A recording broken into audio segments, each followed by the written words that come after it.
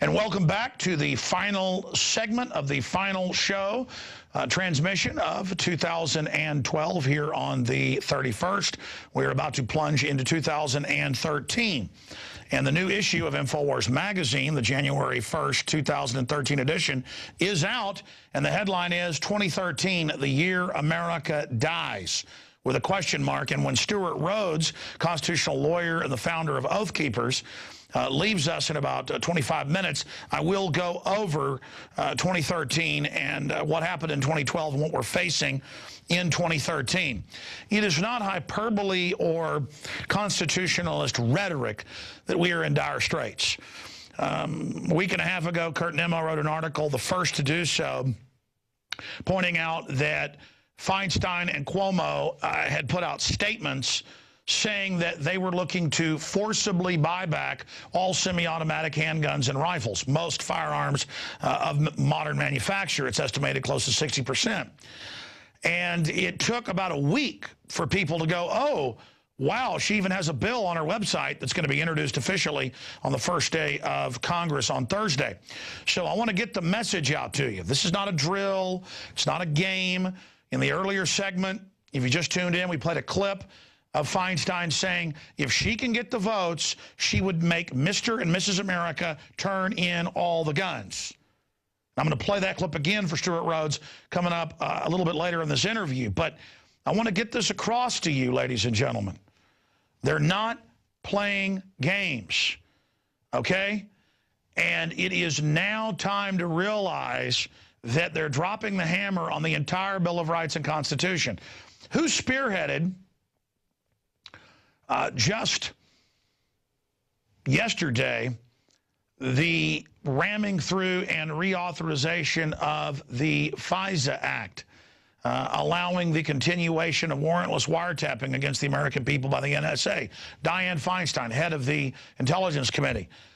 These are traitors, and they're getting rid of the First Amendment, the 10th, the 4th, the 2nd. The 2nd is the big canary in the coal mine, because they only would do something hammer down like this if they had some really bad stuff planned. Now, I want to go over the UN treaty coming up in March that they admit they plan to merge this with Stewart. But first, I want to ask the constitutional lawyer. He's also worked in Congress under Ron Paul, his take on why they're moving so quick and why they're out in the open right now. Because remember, we were conspiracy theorists when we would talk on air about their statements that they plan to ban our guns. And they would say, oh, that doesn't exist. Now they're out in the open. And I saw the build-up to this even before Newtown. So Stewart Rhodes of oathkeepers.com joins us. If you're a new viewer, Stewart, a few years ago, founded Oath Keepers to get military and police, both active duty and also retired, to state that they will not follow unconstitutional orders. Because when Stewart was at Yale, he won a big award for his paper there on the enemy combatant designation for the American people. People said, oh, that'll never happen. Now it's law. They can secretly disappear us. So everything we've warned you about is now manifesting. So now we're going to tell you what the next enemy operation affecting the battle space is going to be and how we need to counter that, because there is a silver lining in every dark storm cloud. Now it's out in the open. But again, they would not risk uncloaking and going from being submerged to the surface unless they were about to roll out on every front. And I don't think I know that this attack, this rollout against the American people will be accompanied by false flags, whether it's more fast and furious operations or more attacks on federal buildings by the globalists to be blamed on the American movement. We're going to be discussing all of that. Okay, Stewart, you heard me kind of talk about some of the issues I want to get into. We'll get into any other tidbits that you think are important. But first off, why are they so naked now? What does this signify? And then we'll get into the task force saying they're going to back Feinstein. She controls the Rules Committee coming in with this legislation. They're going to attempt a physical hand-in that's in the bill. And we're not seeing even a lot of concern from the Republicans. Again, that's another signpost that we're going into DEFCON 1 here. Yeah, I agree completely. And it's two big factors that are doing this. One is that these are things they've always wanted for many decades. As you said, Feinstein herself has stated, as far back as 15, 16 years ago, that if she could, she'd take all the guns. And so what they've done is they've waited, just like the neocons waited for 9/11 to hit and used that as their excuse for propelling the American people into their foreign policy preferences. This is much the same way. They waited for the right crisis, and they're not letting this crisis go to waste. This is what they've been waiting for to trigger and use what they've had waiting in the wings. Feinstein said on her own website, she's been working on this bill now for over a year. It has nothing to do with the kids killed at Newtown. It has everything to do with just her desire to disarm the American people, and now she feels she has her Second Amendment Reichstag fire that she can use to do it with. And we knew this was going to be coming. This is why back in 2009, when we first started Oath Keepers, our Declaration of 10 Orders begins with, number one, we will not obey any orders to disarm the American people. And we say there in particular, we oppose a renewal of the misnamed assault weapons ban, or the enactment of H.R. 45, which would register and track gun owners like convicted pedophiles. This is back in 2009. And this is exactly what this bill does. Feinstein wants to do a complete assault on the Second Amendment and to track you like a registered sex offender, like a convicted pedophile. This is what she wants to do. And so we knew this was coming, and we knew she was waiting for the right pretext, and now here it is. The other factor, though, I believe, is they're running out of time. These power elites, if they really were confident in their absolute power over us, they would just take the mask off all the way and just lord over us in unlimited tyranny. But they know they can't do that. They're vulnerable and afraid that we're waking up en masse, which we are. And so, but now what's happening is they're being forced to move their timeline faster because we are, waking up, and the liberty movement is growing exponentially. Every year it gets bigger and bigger. And so I feel like they have to speed things up before they're fully ready. They don't have 30,000 Predator drones over our skies. They don't have the massive NSA database that they want to have. Not yet. That's coming. But they're not quite there yet. But in some ways, they're being forced to speed up the timeline. And I think that's good. Let's get it over with now. Well, Stewart, you're not putting a good face on this just to cheer people up. I mean, it's the best of times, worst of times. You're right. All their top planners and CFR documents and statements to each other say they're in deep trouble, and that if they don't get their world government now, they're going to go to jail for all the derivatives and crimes and insider trading that Congress has engaged in. So the good news is we're in the fight.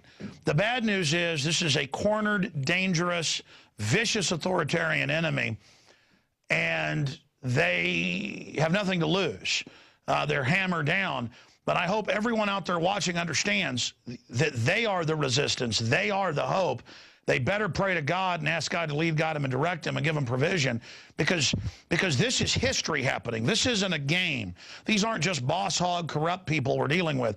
These are would-be total slave masters. They've gutted the Bill of Rights and Constitution. They've gutted our economy. They're gutting the dollar. They're bringing in Agenda 21 in their own statements that is a government designed to impoverish you.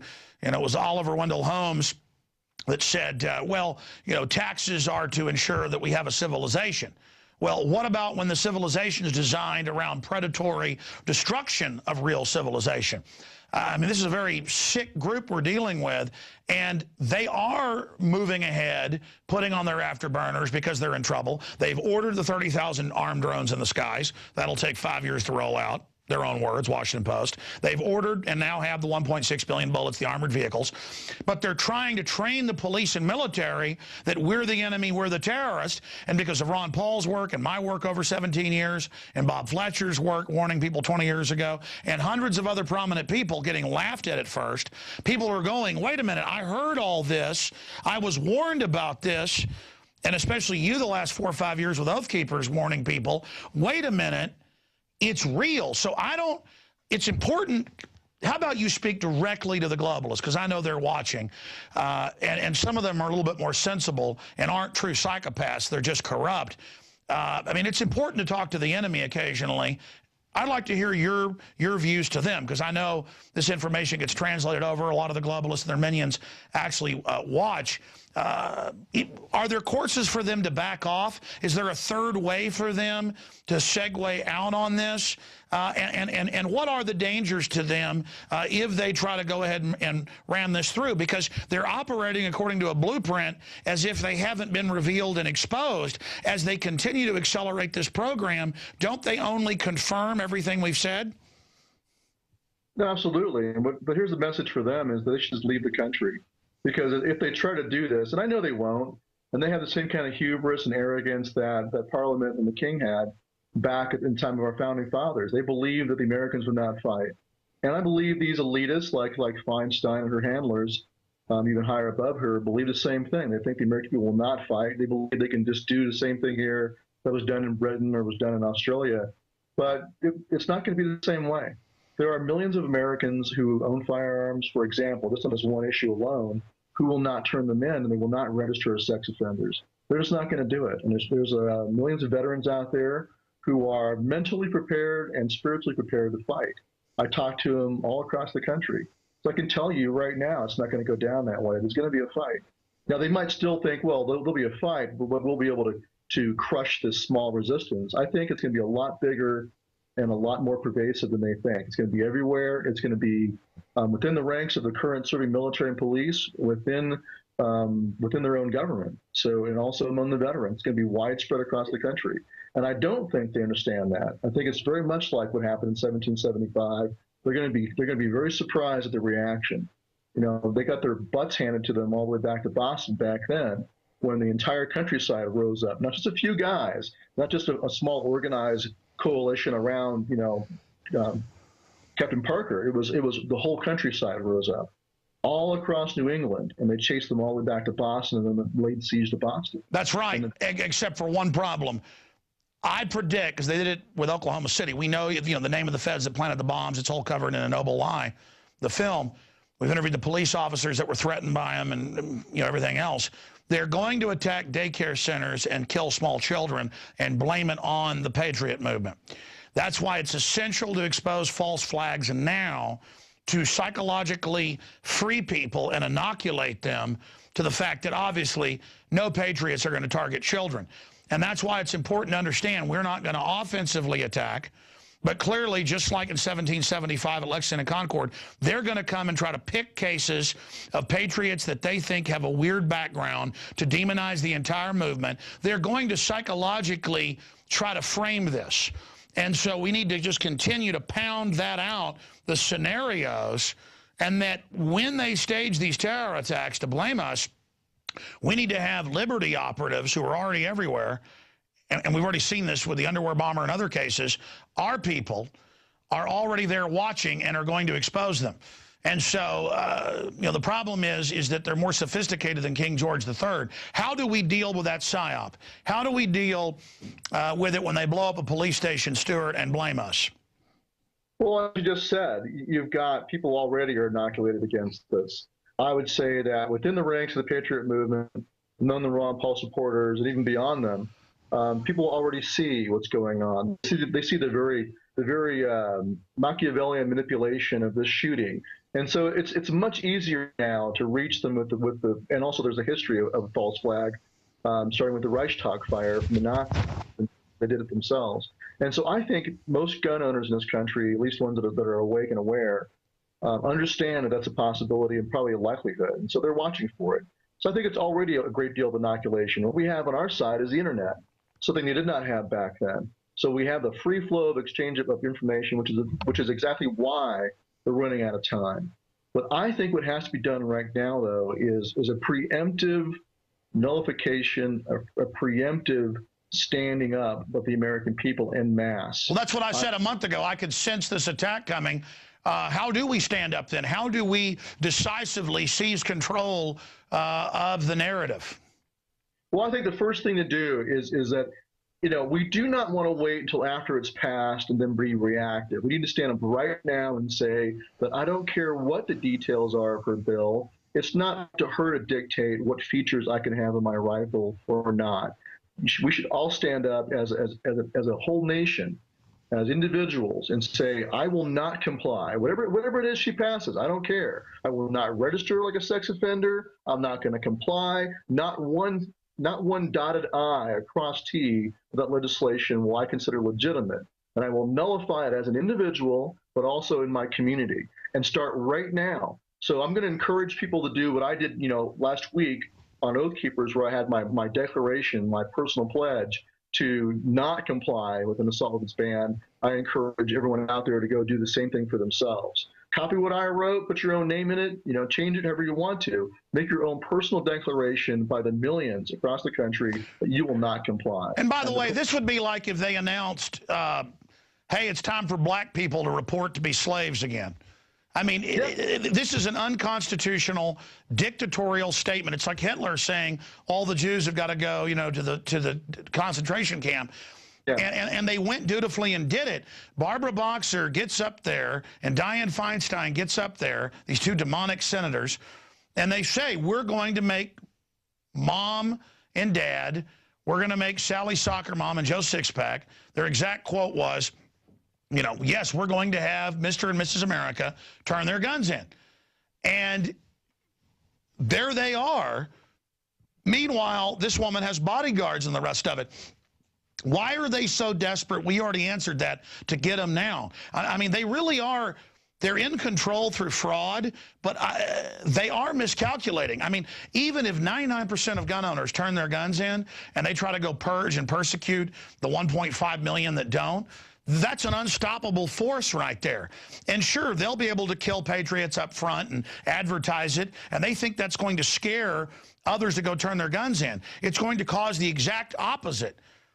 And here's what has to happen, though, as you just alluded to, people need to draw the line at going down and registering themselves in the first place. If you are willing to go down to a police station, be fingerprinted and photographed like a sex offender and tracked, at that moment, you have given up your liberty. It doesn't matter if you get to go home with your rifle for now until you die, and then it gets turned into the government. That's not the point. At the moment you walked in there and allowed yourself to be treated like a slave is when you accepted your servitude. And by the way, Stewart, as you know, they already have the NICS background, and before that, the 5-day waiting period and all that. Yeah, they already have the guns. They already know.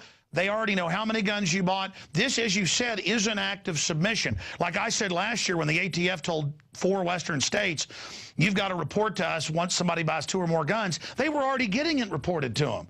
It's just that with outside law, outside Congress, getting gun shops to comply, just like TSA sticking their hands down our pants. But listen, I want you to expand on that, but I've got to make this point. You're a constitutional lawyer, but the New York Times, guys, type in this headline, a tougher assault weapons ban, NewYorkTimes.com, it'll come up. This article breaks down her new bill on her site. Her site says, with a summary of the bill, that, well, you'll go to the ATF with fingerprinting and background, and we'll have a forced buyback as well. It actually has a provision in there to just say turn the guns in, and Como and her have both said they're going to go for that. So this is even worse than what people are saying. This isn't just go register as a sex offender because you own a gun and the newspaper publishes your name and oh, the shame. Just outrageous. Yeah, there it is, a tougher assault weapons ban. If you go down in the article, they read the article, they confirm in there that, yes, it has a gun buyback provision. And she says, we will need funding in the bill for a forced gun buyback provision. Well, that's what she and Cuomo, next guys type in, Como says there may be forced buyback. That's the original Infowars.com article that first broke it 2 Fridays ago. That's the one I want to show. So again, going back and forth here, Stewart, this is even worse. So I agree. I've said on air, this is an unlawful, unconstitutional thing. I'm not turning any of my semi-automatic rifles and handguns in, period. I'm not turning them in, and I'm not going down to the ATF to be abused by those people. I'm not doing it. They're criminals that staged a false flag terror attack of what happened with Fast and Furious, and they were involved in the Oklahoma City bombing. I am not going to these terrorists. Right, that's we have to have, and it does make a difference also in the practical sense because they don't have a record of all the private sales. I know people who've never bought a gun in a gun store. They buy it through private sales out of the paper so that they don't have to worry about the government knowing what they have. And so this is what they want to register you. Registration is the first step towards confiscation. But really the big point is that you give up psychologically and morally. You admit your defeat.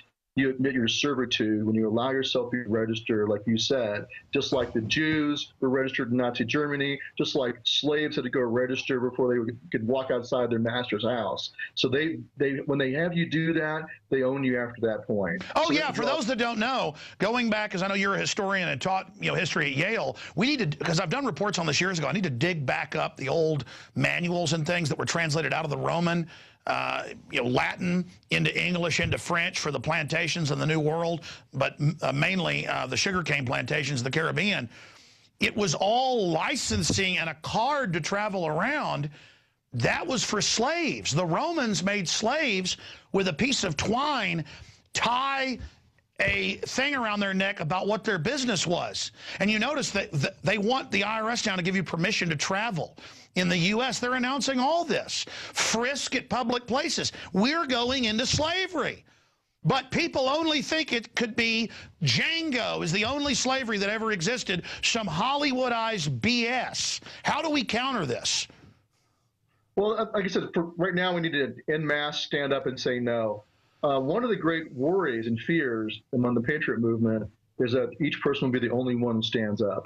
This is what Solzhenitsyn pointed out in his Gulag Archipelago, is that they all paled in terror, atomized, as individuals waiting for the knock at the door, when they should have reacted by setting up ambushes. They should have coordinated. They should have said, here's the line, but nothing to lose. So what we should do is preemptorily make a declaration. We will not comply. We will resist.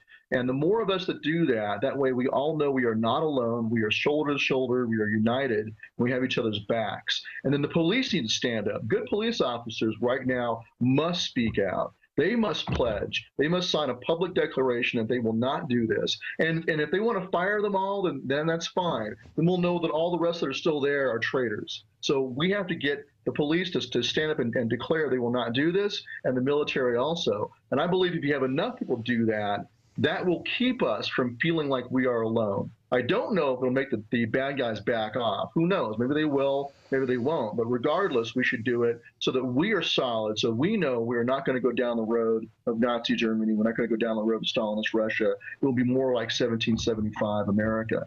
That's an important thing for us to get straight in our heads. Well, what the establishment needs to realize is when they're around all these yuppies and all these soft people that don't stand for anything, and they're all around their yes men and their big towering high-rises, they need to understand they've turned the general public, by and large, into mindless jellyfish. But there's still tens of millions of people who have tried everything they can peacefully to not be slaves and who are not going to go along with this. I mean, if the military couldn't even hold Baghdad, they're not going to be able to hold the United States. And this is in the middle of a depression. See, they're imploding the economy by design, but they can't disengage once they've gone to this point. And that's what's so scary about this is that I know history, you know history, I know the mind of the people, I know it's not going to go well. And I'll be honest, I have a horror for the average foolish cop who's going to be sent out to try to stop people at checkpoints and run backgrounds and stuff. Because, yeah, people will be picked up and arrested in the first few waves. But after that, the general public is not going to sit around and wait. And they have billed, I saw this 5 years ago during the start of the campaign, the last election before this one, where they billed him as Obama as the new Lincoln. And all these movies, like 7 or 8 of them, where Lincoln crushes the states' rights movement. And if you are against the federal government, you're a racist. And now they openly have articles every day saying, yeah, we're going to take the gun owners' guns, and if they fight back, they're going to be terrorists. And Obama will just shut off the internet with a kill switch, and he'll arrest the newspaper editors. And the new Steven Spielberg movie glorifies all this. And they're on the site saying, become the new Lincoln. I mean, I have articles here where they have Reuters calling for him to be a dictator and to use executive orders to go after people. I mean, this is so over the top. And you've got all these weird socialists and collectivists who are on their forums and on their Democratic Underground and on their sites bragging on Huffington Post that, yeah, I can't wait to be, in a federal militia. There's even a petition to do this, to take on these vets and these gun owners. I mean, if these chicken-necked socialist, authoritarian fake liberals, yeah, there it is. Click on that link. Even without Congress, Obama can act to restrict guns. There it is. I mean, the truth is they're having a fantasy about raping our wives and beating us up in FEMA camps. I mean, these are nasty little bastards. Do they have any idea that if they actually try this, what's going to happen to them with real people, with real guns? I mean, do they have any idea? They see our restraint as weakness, Stewart. No, they don't have a clue. And it's the same as the attitude the British officer corps had towards the American colonists. With one of them saying you could just go up and down the coast with a battalion of Royal Marines and geld all the males, as though they would just stand there. So they believe, they have the hubris to think the Americans would not fight. And the elites and their cronies here today have the same attitude. And it's really pathetic to watch the political left in this country. Back during the Bush years when they were railing against what Bush was doing in the Constitution, they were right. And many times I thought that, hey, we have common cause. But now they've taken the mask off and they're guys in power and they've shown themselves to be what they really are, as a bunch of friggin' Marxists. And so, my message to them is come and take them. Go for it. But have the courage to do it yourself. But they won't. They'll try to send the military. But I got to tell you, there's a lot of guys in the military that are not going to do it. They're going to stand down, or they're going to desert and go home, or they're going to go active and help fight. They're going to help fight them on the side of the resistance. They're not going to just go along with this stuff. And so these liberals who believe they can just easily roll over the American people, over flyover country, are delusional. They really are, and they don't know what's coming. Well, by the way, when I read their sites, these are mainline writers. They talk about the disgusting Midwest and the disgusting American people, and they talk about anybody who's rural as scum, and it's really disgusting. And they fantasize. I mean, you've worked in Congress. You've been around these people, but I have video of it in my film, Martial Law. I've been fighting the globalists 20 years, but 17 years on air now. I wanted to ask you, have you ever run into this? Because I've run into it, no exaggeration, 50-plus times. Whether it's protest at the Democratic, National Convention covering that, or whether it was the RNC. I mean, I've been to all these things and got it on tape. They'll come over when your camera's off and punch you in the back and say, ooh, watch it, the cops are with me, and then tell you, we're taking over, we're going to put you in a camp, we're going to have our way with you. And they even brag on their sites about it, and they say, Stalin killed people, we're going to kill you. And they really have a bloodlust fantasy. Every time I talk to them, they know they're not liberals. These really are like a group of pirates or a gang who see themselves as having positions of power within this takeover. But like Hitler's brown shirts or any other authoritarian takeover, they are actually the first people to be eliminated once the takeover happens. And because the true controllers understand these are scum who know where all the bodies are buried. But have you run into this where they talk about how much they disdain you and how they can't wait to get your guns and how they can't wait because they fantasize and say, you'll never defeat the military, it's ours. We're going to come to your house with the military and kill you. You see it all. I mean, have you seen it like I've seen it? Oh, yeah, absolutely. Yeah, I mean, back when we first started Oath Keepers, there were people on Daily Kos bragging about how when they unleash airstrikes and artillery on our homes, on our women and children's heads, on our wives and children's heads, that we'll give up. And so this is the attitude they have. It is very bloodthirsty. It's very much the same kind of mindset that you saw during the Civil War. Many of the people in the North looked on the Southerners as being, worthy of being mass, exterminated. So this is the attitude we saw in Nazi Germany and Stalinist Russia. So definitely there. But the thing is that they think that the military is just going to be mindless robots and go along. And I got news for them. I've talked to guys who are platoon commanders, and their entire friggin' platoon understands what's going on and have already had discussions about what they're going to do when the government goes rogue. And they're going to fight on the side of the resistance. And this is going to be a huge split within their own ranks. It's not going to be only the government entirely on one side, including the military, and on the other side the people. It's going to be a big mess. And so they're opening up hell on earth. for themselves and for us. And by the way, for people that haven't studied history, this happens over and over again in other countries, not just here. People ask, why am I doing 2 or 3 broadcasts today? Why am I here during the holidays? Because we don't know how much longer we're going to have on the air if this continues to go down this line. And again, I'm not bloodthirsty. I am horrified by what's happening. It is so horrible that we've let the criminals go so far that now they think they can do anything. Stewart, you worked under Ron Paul in Congress. Last year they had all the news covering how billions are being made every decade or so by members of Congress, the House and Senate, on insider trading. And when they got caught insider trading, they said, well, we're allowed to, there's no law. Well, there were laws. They weren't exempt. So the media said, well, you better make a law. So they actually made a law legalizing insider trading for Congress, but saying that the law made it criminal, where they have to get a waiver from the House or Senate Ethics Committee, always, run by the top foxes in the hen house. I mean, the boldness of the Congress openly insider trading and giving congressional money to companies they and their spouses own, sometimes startups, where they give their own startup $25 million. It's unprecedented. And so I see their perspective. I mean, DynCorp came out 7 years ago, was, running all these kidnapped little kids and women. And we've seen Cynthia McKinney, valiantly grill Rumsfeld about it, and they said, well, they're not going to get in trouble for it.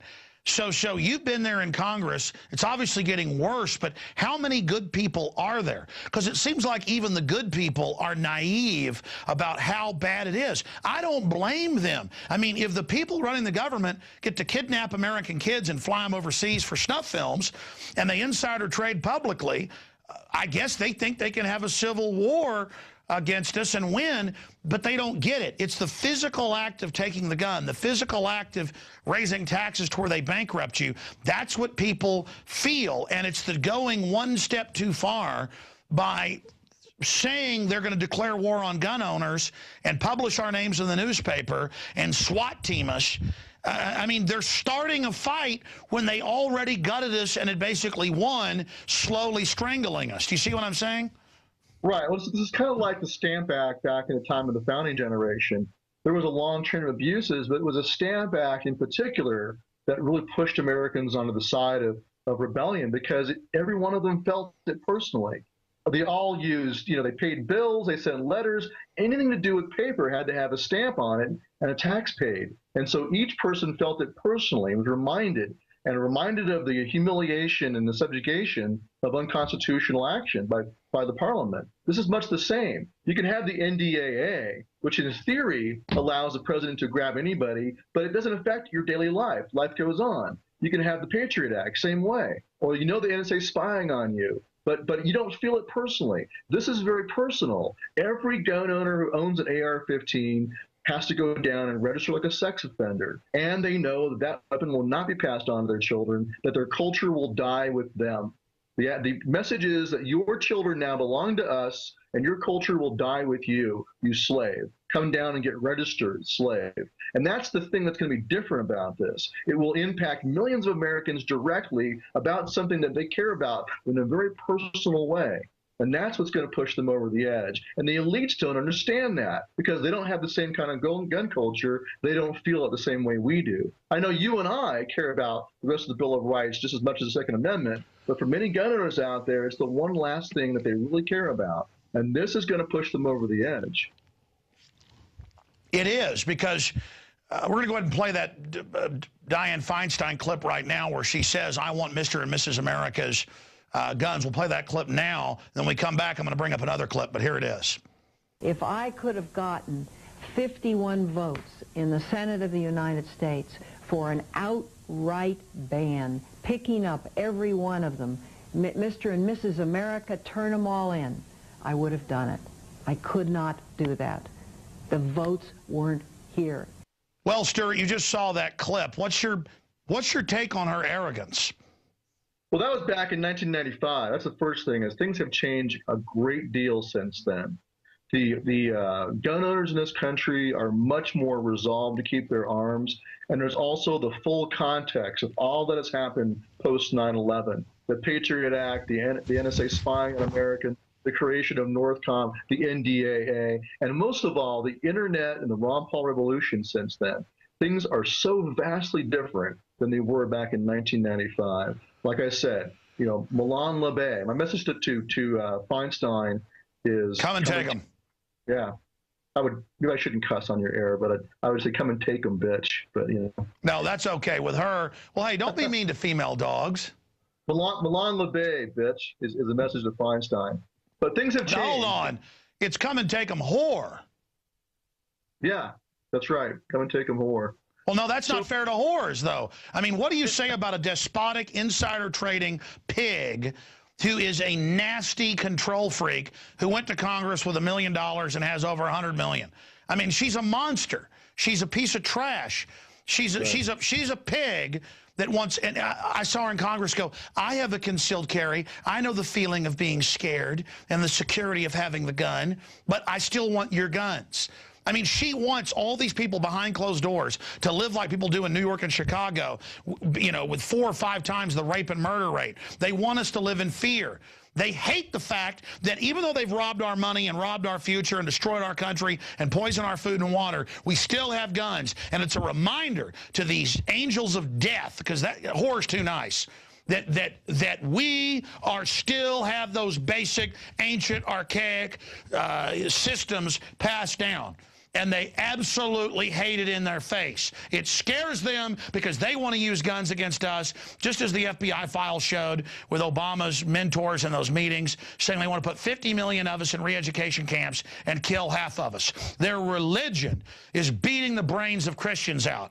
I'm telling you, these people, look, we have the Aleksandr Solzhenitsyn quote. Let's put that up on screen, and I'm going to read this to people here and then give you about 5 minutes of anything else you want to cover as we go back and forth here in this incredibly dark time. But go ahead and put it on screen. This is the Aleksandr Solzhenitsyn quote of, oh, how later we burned in the camps. And oh, how we burned in the camps later, thinking, what would things have been like if every security operative, when he went out at night to make an arrest, had been uncertain whether he would return alive and had to say goodbye to his family, or if during periods of the mass arrest, as for example in Leningrad, when they arrested a quarter of the entire city, people had not simply sat there in their lairs, paling and pawing with terror at every bang on the downstairs door or at every step on the staircase, but had understood they had nothing left to lose and had boldly set up in the downstairs hall an ambush of half a dozen people with axes, hammers, pokers, or whatever else they had. Yeah, that's the point. They didn't have guns in Russia, but they had hammers. Folks, you get all the guns you want. The organs, that means the police state, would very quickly have suffered a shortage of officers and transport, and notwithstanding all of Stalin's thirst, the cursed machine would have gone and ground to a halt. If we didn't love freedom enough, and even more, we had no awareness of the real situation. We purely and simply deserved everything that happened after. And what they put 60 million people over the 30, 40 years of purges in different death camps, worked about half of them to death. Conservative numbers, 30 million. 10 million Ukrainians, millions of Poles. And the Poles finally, after 60 years of this, did start doing what Solzhenitsyn. By the 80s, they'd gotten copies underground of his book. And you know what they started doing? You know what started happening to secret police, Stewart? Tell people. Yeah, they were killed. Because of Solzhenitsyn's book, stuff that happened in the 40s and 50s. What's your comments on that quote we just gave? And this is the point, is that we are aware of that history. We are aware of what has happened in every other country where you've seen registration of guns and then disarmament. We know where it leads. We know where it's going to go. And so Americans need to make a decision right now where their Patrick Henry moment is, where their line in the sand is. And I think it needs to be that we will not comply with this bill. And if they come after us, if they pass this and come after us, we will fight back. And we need to stand up right now and say that, so that we don't think we're alone and the only ones and just pale in terror waiting for the knock at the door. And I don't think that's what's going to happen. If the cat's out of the bag, we do understand the full extent of the situation, and we do love freedom enough in this country to fight. And there are enough of us to do that. And that's the big message to the power elites out there, is it's not going down the same way. as it went down in Russia. This is not Russia. We're not Russian peasants. We're Americans. We kicked their butts before, and we'll do it again. So, but what we have to do right now is a preemptive refusal, and we need to go and hold, if you want to have any chance of stopping this, every Republican in the House of Representatives, I mean all of them, but especially the Republicans, need to hear from you that if they even think about voting for any of this stuff, I don't care how maybe they water it down and they do compromises, no compromise. We don't want one piece of infringement on our rights. If they do any of this, they are done politically. Their name is mud. They're out in the woodshed by us, and we're going to root them out of power. So we need to make examples of all the ones right now, like Hutchinson down there in Texas. Even though she's an outgoing senator, she needs to be publicly shamed. Same goes for King in New York. All these rhino Republicans who are saying they favor an assault weapons ban or a magazine ban need to be publicly shamed with a big red T in their chest for traitor. Right now, make an example out of them so the rest of them have the fear of God. And by the way, it's going to make the news if, like the proto-Tea Party, you go to all the senatorial events, all the town halls, all the little meet and greets they do, bring your buddy with a camera, and because all these guys are like, well, the shooting war starts, I'm ready. Ladies and gentlemen, let's not go there. InfoWar them now. I mean, put up banner hangs, call talk radio, call Congress, write letters. But more importantly, go to their website. They'll have a list of when they're going to be where, what they're going to do. Get on a plane, fly to Washington, go into their office and say, look, we're not putting up with it. Okay, listen, you little bastards. You may be able in our name to kill people worldwide and all the rest of it, but you're not going to get away with it. And that's my point here, Stewart, is that they have a fantasy they talk about on all the authoritarian fake liberal sites. You know, you just talked about it, where they say, oh, this is great. When they don't turn the guns in, we're going to kill them. They actually believe he's going to be Abraham Lincoln, and they're going to call gun owners Klan members, even though the Klan got gun laws passed, as you know. And they really think they're going to call us baby killers and attach us to school shootings that are very suspect and get our guns. I mean, they're crazy. This is not going to work. And I'm not on their side telling them back off, but they don't even have self-preservation. There's a demoniac criminal energy about them where they think we're facing 4 years with pardon power, no one can stop us. I mean, look, they're using Al-Qaeda to overthrow countries, and it's in the news. I mean, it's like the power elite have gone Caligula. Well, no, but not just the power elite. It's also, like you said, these rank and file followers. They've got this lust of power in them right now. And they think that all they got to do is pass a law or have an executive order issued by Obama or through the UN treaty. They think they can just, once they do one of these mechanisms, and that's it. That's the end of the argument. But they don't understand that that's only the beginning of the argument, just like in the American Revolution, except that this will be even worse. They will be targeted. I mean, I think that if they pass this bill, I think legislators who vote for it will be assassinated, frankly. I think that's how it'll go. It won't be that they'll just send out their minions and police officers will die and soldiers will die and on the one side and veterans on the other side. It's not going to be like that. They're going to be military targets too, and they're going to be killed. I'm not threatening anybody. I'm just making a prediction of what's going to happen. This is how it's going to be. They think they're immune, but they're not. They cannot walk around with enough security to keep from being shot by a sniper. It just can't be done. Well, I mean, they couldn't even secure Baghdad. I mean, they really think they're going to do this in America. Not everybody's not going to buy their propaganda, Stewart. No, there are millions of Americans right now. As I said in my speech on a Fall Fest in Florida, I said, look, once you've had your eyes opened up and you're part of the freedom movement, that's it. You're lost to the elites from there on out. Their propaganda does not work any longer. Their spin and their manipulations just don't work. They do not work on millions of Americans and never will. The only way they can deal with us is to kill us. That's it. But by the way, Brzezinski in his new book says that. He says 20 years ago, you can find the exact quote online. I bought the stinking book. He has like 5 big crises facing the elite. I forget the exact name. It's at home. I scanned through it. I didn't really read the whole thing. But he goes, one of the major threats in his little voice is, he says, well, the major threat we face is that, you know, they're going to come after us, and it is a great danger. I mean, they do understand it. You know, the real kingpins are all running off to Europe and running off to armored redoubts, while their little paid pimps are going to stay behind during all this. And I just can't. You know what, Stewart? I think they know there's going to be a fight. I think they're willing now in their frenzy to be in danger to really go after America. I mean, I think at certain levels they know. Well, sure, at the very top. But I'm talking about all the little mid-level useful idiots like Dianne Feinstein and all the cheerleaders for her on the web. They don't know. They think that they can just pass a law. I mean, I went to Yale Law School. I understand the mindset of a lot of these people. They really believe that they can manage to pass a law. They can get a raw control of power politically just for a short time and pass a law. They believe that's it. That's the end of the argument. And they have this total faith in their own ability to game the system. But they're not looking at things accurately. They have no idea that it's only when they start hammering us that people are going to wake up. Right. It's like going into a bear cave and jabbing the bear in the butt with a knife. I mean, the fight has just begun. Well, they look at, it's kind of like what the British thought back at the time of the founding. We had put up with so much. They put up with warrantless searches. They had put up with denial of jury trial. They had put up with impressment of men into the British Navy. Which was literal slavery. I mean, where they worked you got 4 hours sleep a day. The Boston Massacre had happened, and still there wasn't a rising up. And so many of the Patriot leaders were becoming discouraged and thought that the people could never be woken up.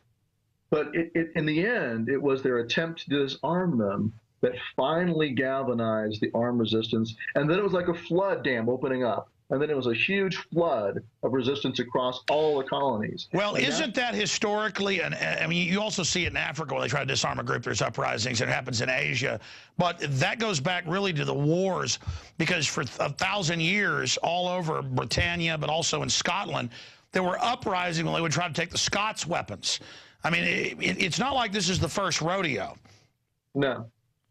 But they're making the same mistake. I mean, they look at modern history, and many, even among the Patriot movement, look at Americans and go, oh, Americans will put up with anything. They're soft.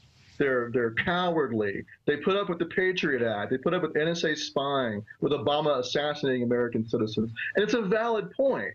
How much more can they take?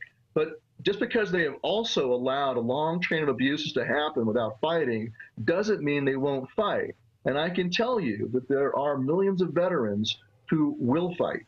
You can take it to the bank. They are going to fight. And so I know it's not going to go down like it did in Nazi Germany or Stalinist Russia, where there was very little resistance until it was way too late. I know it is not going to be like that. Well, what they want is to abuse and attack gun owners and then have gun owners strike back. They're going to call it terrorism. So I want to try to fix this peacefully, just absolutely to the end. But when they start coming to people's houses and SWAT teaming because you won't turn your guns in, like the real Crocodile Dundee and the 2,000 plus people they killed. I'm sure, Stewart, they killed thousands of people in Australia over the first decade of the gun ban. I mean, they would go out and burn your house down and kill you. And they went to the rural communities.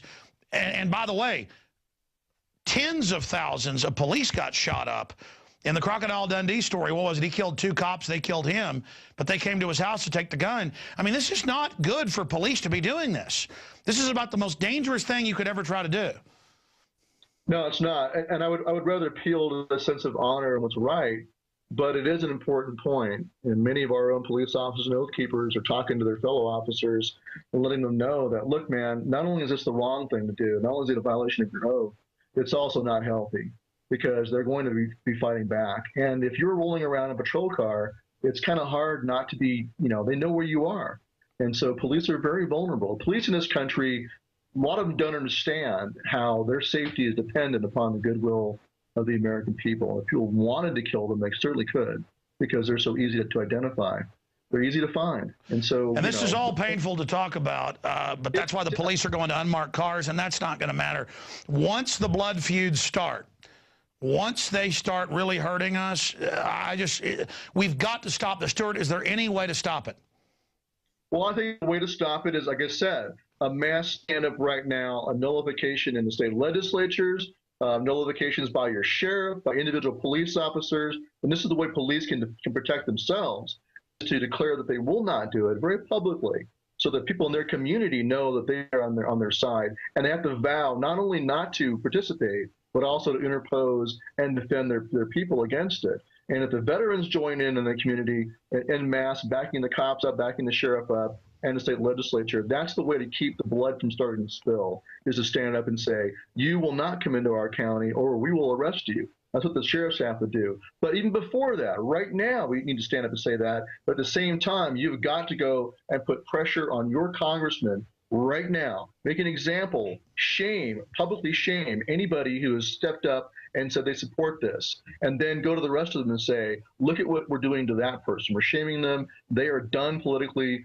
If you go down this road, you'll be committing political suicide. Your career is over. That's the only way you can get the people in the House to have the cojones to stand up to this and say no. Otherwise, they'll go along. Like Bonner just caved. All these Lindsey Graham, all these squishy Republicans are going to cave unless you put the fear of God into them. But don't they see 10 million guns now sold in December? They're reporting 5 million was the previous record. Huge lines out the gun shops. Yeah, and those are not just people who are buying them to have a gun so they could be grandfathered in, or who are buying them for profit. These are people, I've talked to quite a few of them in gun stores. They're buying them because they are very concerned about our future and they want a weapon to defend themselves with. They are not going to want to turn these things in. That's not why they're buying them. They're not buying them and turn them in. By the way, they just put an article up. Can you guys put that back up? Did I read that right? They're saying use the mass shooting models in Australia as the pretext to take our guns. I just saw that headline. And what's incredible about it is that there's been 88 deaths, as they report in this article, in, quote, mass shootings. Most of those are gang-related. 10,000 people killed, most of them criminals invading homes. That sounds like a big number. There are, what, 4 times that from suicides every year. 4 times that from automobile accidents. I mean, it's not even on the list. But with the 315 million. Well, Stewart, it's really been good to talk to you. I just don't even know what to say at this point. The establishment is out of control. And anything else you'd like to add in summation that you think is important? Just that we need to decide right now. This is the put up or shut up moment for the American people. Are you going to be free or not? And you need to understand how late the hour is and just come to terms with it. Recognize where we are. But here's the thing: there can be a peaceful resolution, although the window is slamming shut very quickly. We have one last chance to fix this peacefully, and that is we all stand up as one together and say no, and then put pressure on our representatives in Congress, but also nullify in the states. But even if that doesn't work, even if they still pass this through, we have to decide right now what's more important to us, being free or our own personal survival. I'm willing to die to make sure my children are free. If that's the attitude every American had, or even just a large minority, like 20 million of us, if we all have that same kind of attitude, then we will prevail. Then we will not let our republic fall, and our children will inherit a free country. Whether we live or die does not make a difference. What matters is whether our children are free. And so we need to have that focus and that commitment. If we do that, we will prevail. If we don't, then we will go the way of Nazi Germany or Stalinist Russia, being taken out one at a time. Come together right now and stand up, or be slaves. Pat Tillman gave up something like $5 million a year contract to go join the Army Rangers, same army you were in, to go out and believe that he was fighting al-Qaeda. And he got there and found out we were growing the drugs. He found that it was all staged. He wrote letters home to his family. They murdered him. Imagine the same energy of people out there to understand, folks, globalists, foreign banks have captured America. They are shutting the economy down. They are paying to ship our jobs to China, where poor slaves build the goods. If it was just robotic, real liberals who were just morons and wanted my guns, I would fight their legislation, but I wouldn't be ready to go to war if they tried to take the guns. It's that I know that these aren't misguided liberals. These are authoritarians, and I know how bad they are. And I know about how they're murdering all the Christians in Syria right now. I mean, there's footage of them killing Christian families and feeding them to dogs, backed by U.S. forces. I don't know how There's not a rebellion, Stewart, by our troops. They're in Turkey arming al-Qaeda. How do they bring al-Qaeda to CIA bases and train them with U.S. forces? I'm really ashamed. And I know there probably were rebellions. I know that it happened in Katrina with the gun confiscation. We didn't learn until years later. So maybe there have been. We just don't know about it. But it's just, it's so cartoonish level now how evil the people are running things that I can't rationalize not fighting them as hard as I can, because the worst scenario I can dream up, it's still worse because I'm not a psychopath. So in closing, just your comments. I mean, do you ever have that feeling of like this has become like fantasy land or Twilight Zone or something? Because those of us that are informed, we're watching this, and it's just, it's beyond bizarre. And that so many of the even wealthy elite who aren't psychopaths would allow this dangerous of a technocratic control system in. No one is safe under this. I mean, this is exterminist. Well, it's like a cancer. This is what happens in, in East Germany, Nazi Germany, all the communist countries. This is the same kind of system that was put in place there. But we need to come to terms with the fact that they're not going to give up. If they don't get it through legislatively, they'll do it through executive order, or they'll do it through the UN treaty, which is better, though, for us, because it destroys legitimacy.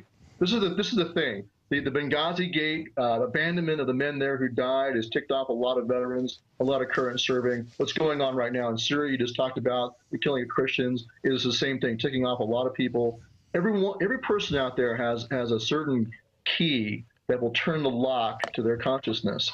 They're all different. But here's the thing about the abuse of the elites. The more they abuse, the more they overstep, the more arrogance they have, the more the mask comes off, the more people they wake up by doing that. And all they do is drive more and more people over to the side of the Patriot movement. They drive more and more of them into our ranks, including with the guys in the military, most importantly. And so they are helping us. This is a gift to us, frankly. Feinstein's bill and her arrogance is a golden gift. Because like you said earlier, now you can say, look, Americans, this is not conspiracy theories, not conjecture. This is happening right now. They told you they don't want your guns. They were lying to you. They do want them. I can go to veterans and talk about the NDAA or the Federal Reserve and the collapse of the economy until I'm blue in the face and not wake them up. But if I talk to them about Feinstein's bill and show them a copy of it and what she wants to do to them, they will wake up with that. And by the way, what's worse is I mix up the committees. Is it rulemaking or the markup? The point is she's over the committee to bring bills in, and she's over the Intelligence Committee. And they're saying Obama's going to go with her bill. I even caught Biden on tape saying it.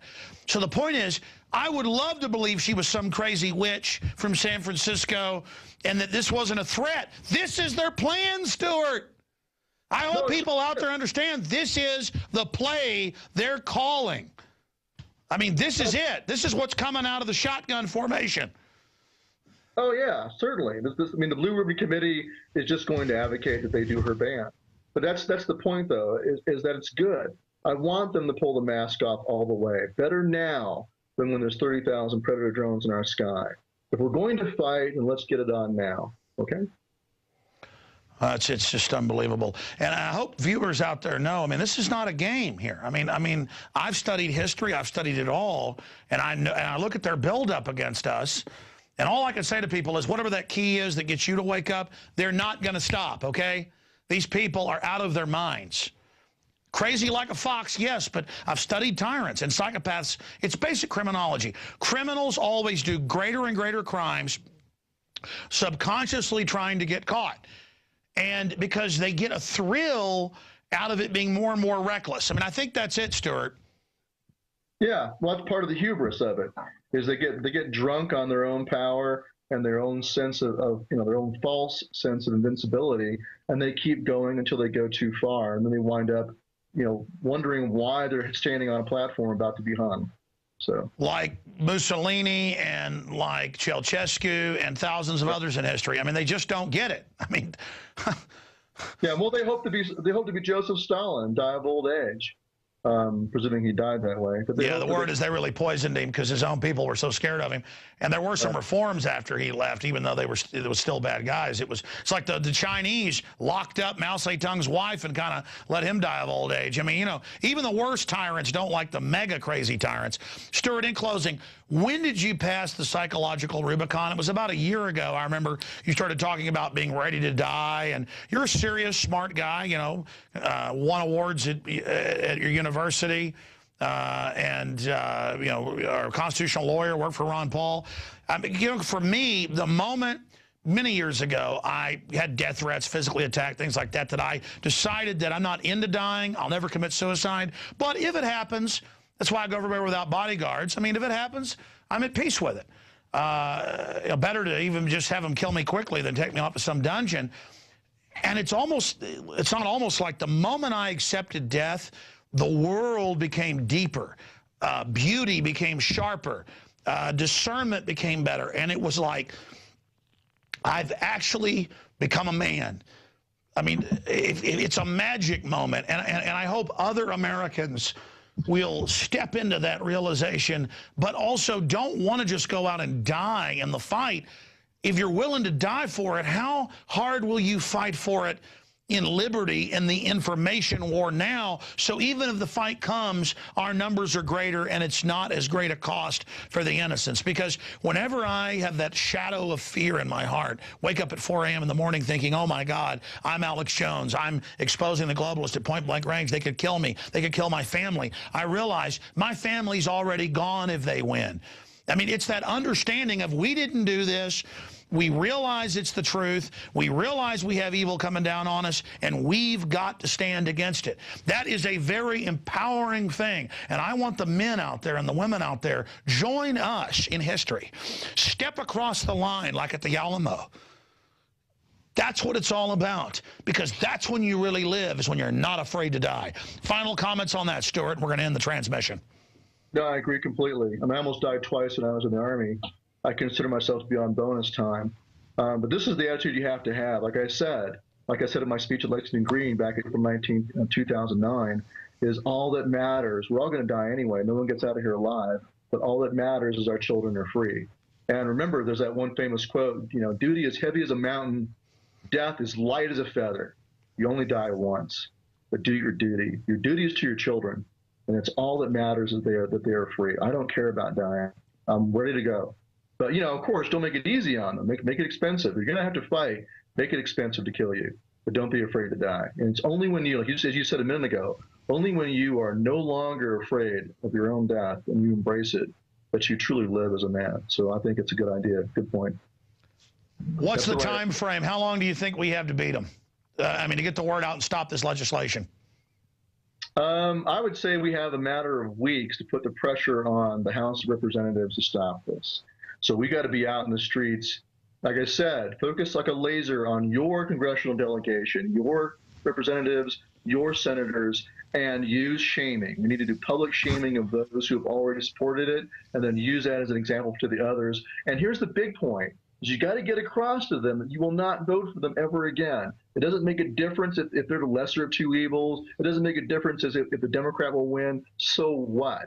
That's why we're where we are now, is because that lesser of two evils, bunch of nonsense we've all been playing.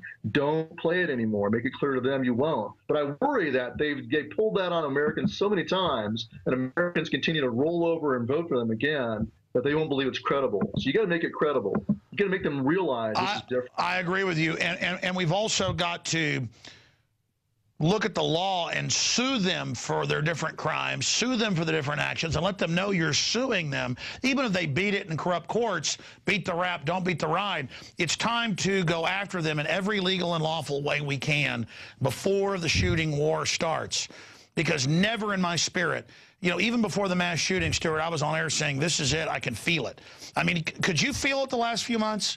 I mean, and you wish it wasn't real, but when your gut tells you, red alert, danger, Will Robinson. I mean, I just cannot believe how much trouble we're in, and I wish the general public out there realized how much trouble we're in. Well, certainly. I mean, and this is why I started Oath Keepers. I could see the structure of a police state being erected, And the most critical piece of it is the laws of war being brought home and applied to the American people. I can see the structure. I don't wait for the full effects before I oppose it.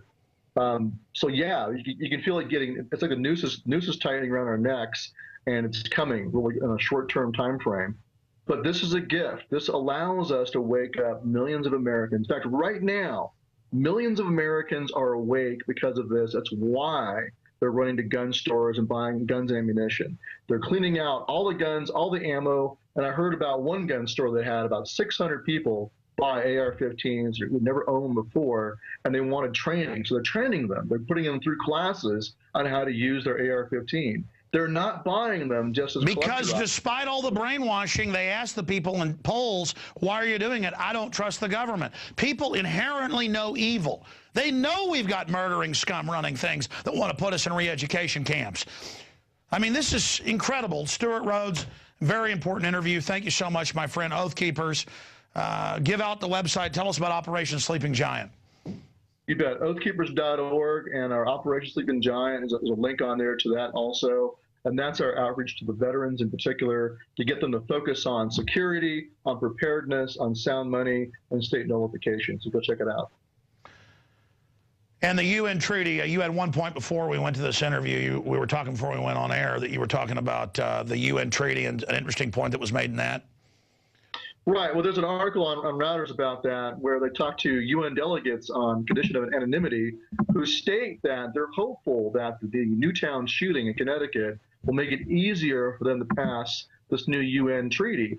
What's really odd about that, though, is that for many, for years now, they've told us that it won't affect the gun rights of Americans, will not affect internal use of guns in the United States. And yet they're now saying that they hope the Newtown shooting will help them get it passed. Doesn't make any sense. And so what that tells me is the NRA is correct when they say it will affect your guns here in the United States. And one last thing about that is in the article, they quote a U.S. official is saying that they will not go along with any treaty that will infringe on the constitutional rights of Americans. Well, a lot of guys will read that and go, oh, that's nice. They're not going to infringe on our rights. Well, just remember, Feinstein is letting you know exactly what they think about your rights. They don't give a right to anything.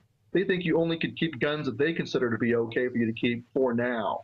So as far as they're concerned, they can ban any gun out there and still not be infringing on your so-called rights, because their view of the Second Amendment is very, very narrow and constrained, that you only have a right to hunt and to own guns that they consider okay for hunting purposes, or maybe self-defense. And that's the standard deal. And then they finally say you can have them at a hunting club where you check them out.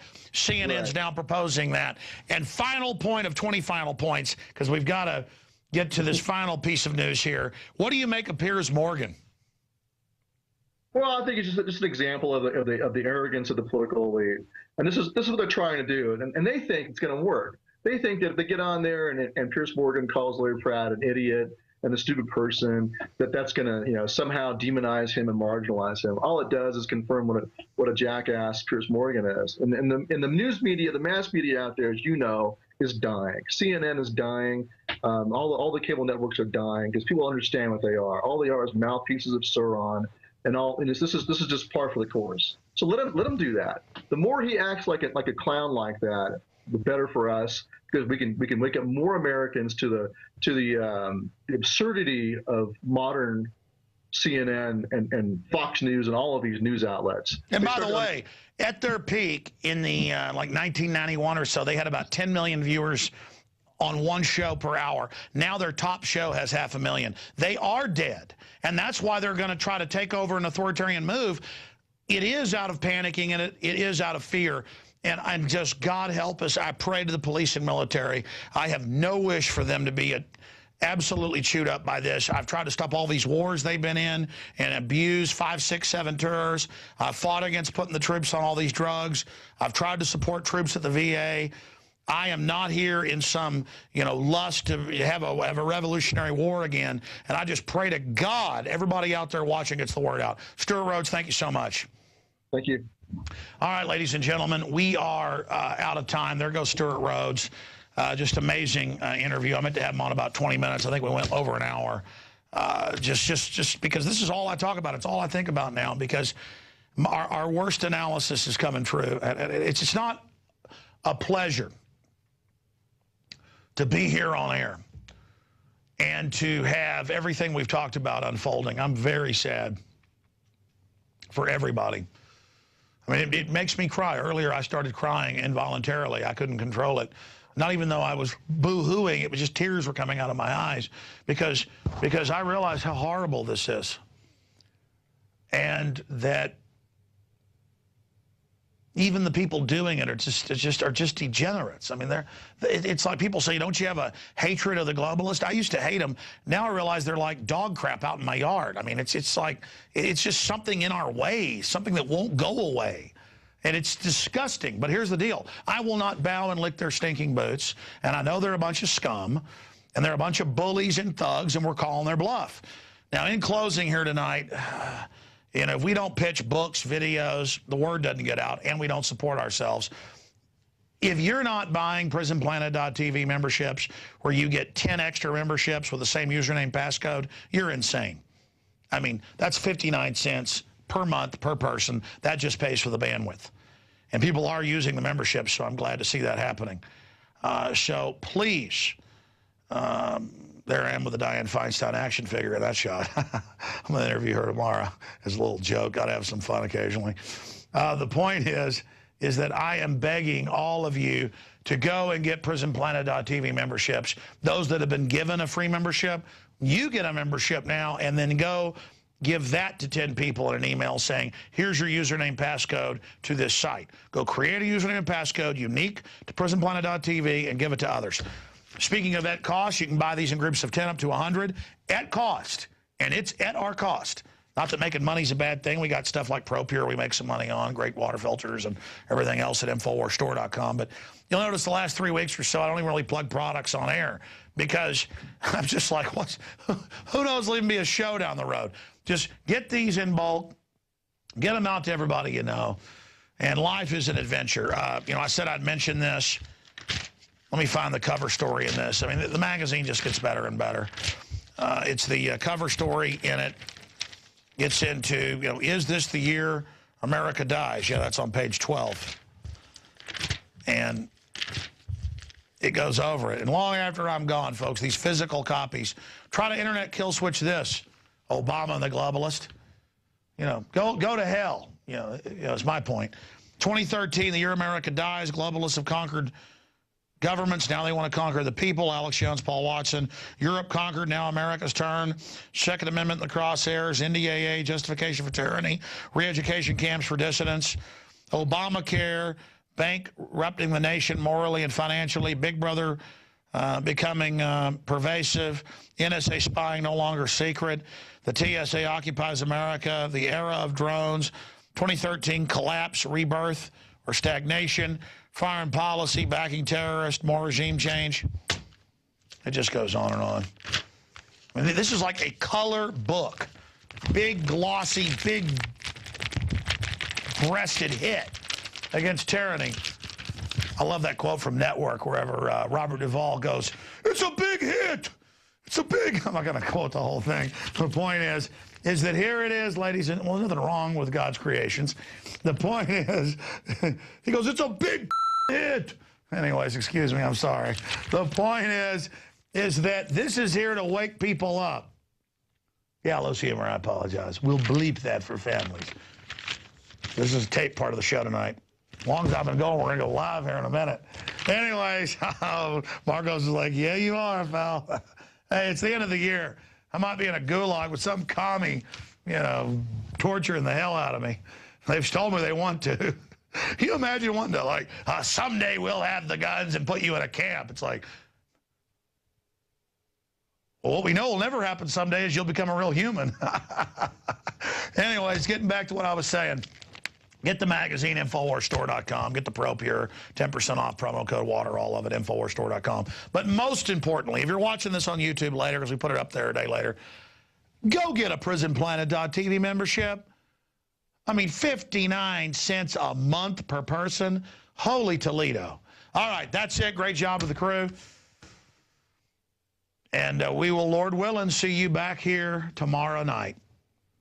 We got a good chance, I think, of beating this gun ban. The problem is when they stage another mass shooting or it happens by itself, they'll be back again. I mean, I keep hoping for a peaceful solution. I pray for that. I work for that. But Gandhi even said, you can go pull up his quotes, Gandhi quotes on self-defense. He said, I let people beat me up when there was news there and I could show that they were in the wrong because we were simply trying to march to the sea to collect salt because they made you buy it from the British government. But he said, and Martin Luther King imitated him, but he said, if they're trying to come to you and mow you down and kill you, you got to fight back. And he quoted the Second Amendment. And we've used those quotes here on air. He says the blackest crime of the British, the darkest, most evil crime was not letting the people, disarming them. So that's my point on that subject. Okay, that's it for the 2013. Lord willing, and we'll be back, ladies and gentlemen. Because, again, that's it for 2012. 2013 is now upon us. And I wouldn't have said 2013 wrongly if I had a teleprompter, but I don't. Teleprompter free. We'll see you back tomorrow night.